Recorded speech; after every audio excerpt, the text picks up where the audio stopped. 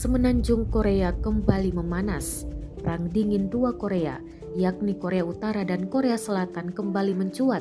Pasalnya Korea Utara pada Rabu 2 November 2022 menembakkan sedikitnya 23 rudal, termasuk mengarah 3 ke arah Korea Selatan. Akibat ulah Korea Utara ini, sirine serangan udara terdengar di sebuah pulau di Korea Selatan. Warga di sana langsung mengungsi ke tempat berlindung di bawah tanah. Satu di antaranya, 23 rudal Korea Utara meluncur ke arah pulau tersebut dan mendarat di dekat perbatasan laut. Rekaman peluncuran rudal Korea Utara beredar di Telegram pada Kamis 3 November.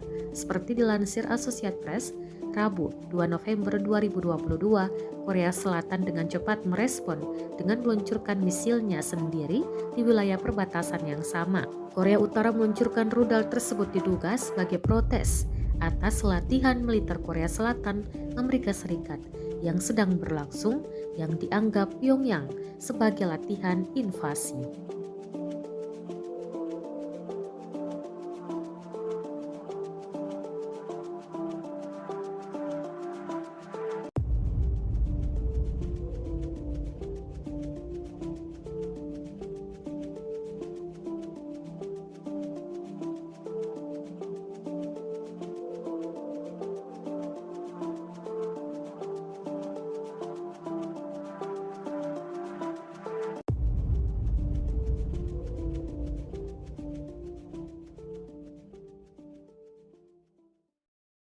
Terima kasih sudah nonton.